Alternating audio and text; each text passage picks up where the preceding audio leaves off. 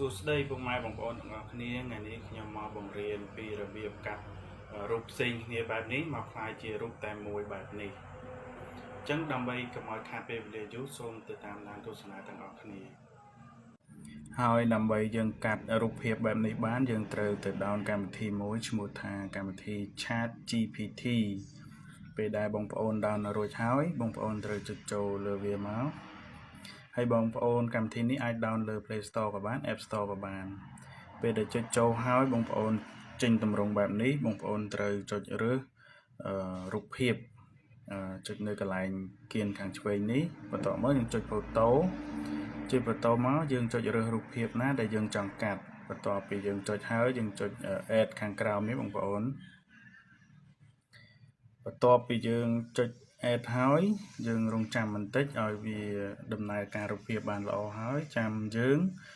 ត្រូវសរសេរអក្សរបាទបងប្អូនដោយសារអក្សរខ្ញុំសរសេរស្រាប់អញ្ចឹងខ្ញុំគ្រាន់តែផាសចូលមករួចអញ្ចឹងបងប្អូនដែលមិនដឹងសរសេររបៀបម៉េចបងប្អូនអាចសរសេរតាមខ្ញុំក៏បានឬក៏ចូលទៅកម្មវិធី Google Translate ដើម្បីសរសេរយកមកដាក់តាមចំណង់ចំណូលចិត្តដែលបងប្អូនចង់កាត់រូបភាពអញ្ចឹងណាបងប្អូនបន្ទាប់ពីបងប្អូនសរសេររួចហើយយើងត្រូវចុចសញ្ញាព្រួយខាងស្ដាំនេះបន្ទាប់ពីចុចរួចហើយយើងរងចាំប្រហែលជា1 ទៅ 2 នាទីអញ្ចឹងក្នុងការរងចាំនេះខ្ញុំសូមបញ្ជាក់បងប្អូនតិចថាកម្មវិធី Chat GPT នេះយើងត្រូវបង្កើត Gmail ឲ្យបានច្រើនបន្តិចព្រោះ Gmail មួយអាចបង្កើតត្រឹម5រូបភាពឬក៏លើសហ្នឹងឬក៏ក្រោមហ្នឹងតិចតួចវាអត់ទៀងទេបងប្អូនអញ្ចឹងបងប្អូនត្រូវបង្កើត Gmail ឲ្យបានច្រើនបន្តិចដើម្បីយើងកាត់រូបភាពបានច្រើនដែរបន្ទាប់ពីការរងចាំបន្តិចក្រោយមករូបភាពយើងក៏បានចេញមកទម្រង់បែបនេះបន្ទាប់មកយើងចុចលើរូបភាពហ្នឹងមក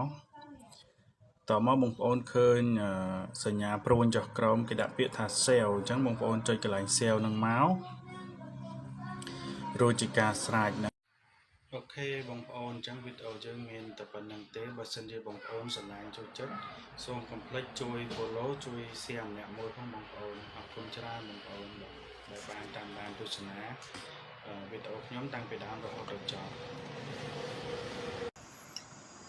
បាទពុកម៉ែបងប្អូនចូលចិត្តសូមជួយចុច Subscribe នៅ Channel YouTube ខ្ញុំម្នាក់មួយផងបងប្អូន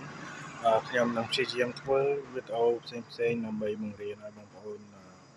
បានចេះទាំងអស់គ្នាអញ្ចឹងបងប្អូនអរគុណច្រើនបងប្អូន